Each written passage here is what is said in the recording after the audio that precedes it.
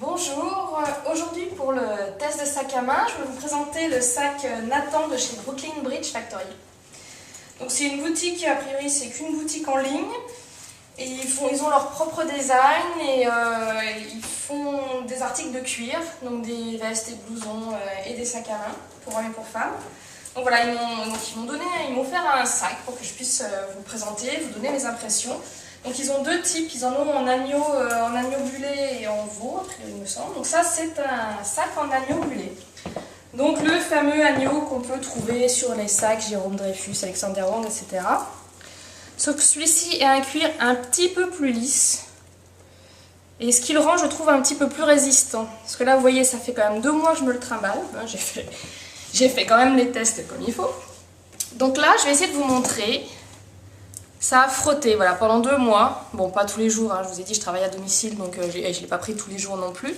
Mais en 2 mois, donc ça a frotté, et donc on voit les marques. Mais c'est pas râpé, et c'est pas encore catastrophique, enfin, c'est pas du tout catastrophique. J'ai envie de dire, par rapport aux sacs du même type de cuir qui sont beaucoup plus chers, il tient vraiment la route.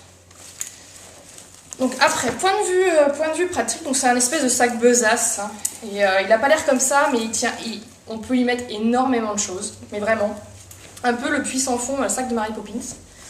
Et il y a deux poches. Une poche sur le devant, où moi perso j'y mets l'iPhone, ou donc le fameux plan de Paris, etc. Enfin les trucs qu'on a besoin d'avoir sous la main. Et une grande poche fourre-tout à l'intérieur. Donc les tirettes, super pratique pour ouvrir. La fermeture éclair glisse bien. Voyez. Et après, donc c'est vraiment le sac besace fourre-tout, c'est une espèce de polochon en fait. Vraiment mou, qu'on peut manipuler. Et vraiment très grand. Je pense qu'on peut y mettre 2 à 4, hein. Ouais, largement. Je ferai le test après, je vous montrerai la photo. Dedans, donc il y a une petite poche zippée, avec une doublure en toile, très jolie doublure en toile d'ailleurs, très, très costaud. La poche zippée, et sur le devant, 2 poches, genre plus les poches à téléphone, enfin sauf que moi je le mets à la poche devant, mais c'est pas grave. Donc voilà. Après, je vais me reculer pour vous montrer porter. Non, avant. Il y a une anse, une grande anse, juste une seule, qui est un peu surpiquée. C'est un petit peu curieux. Donc vous voyez, la couleur a l'air de bien tenir aussi. Hein. C'est un petit peu décoloré sur le dessus par rapport au dessous, mais ça passe encore. J'ai pas de grosses craintes sur la couleur, elle m'a l'air de quand même bien tenir. La bandoulière est amovible, voilà, il y a des œillets, donc on peut la raccourcir, je vais reculer un petit peu. De à peu près 30-40 cm, on peut jouer. Voilà. Et je vais me reculer pour vous montrer porter. Là, ça devrait aller, je devrais être en pied. Donc voilà.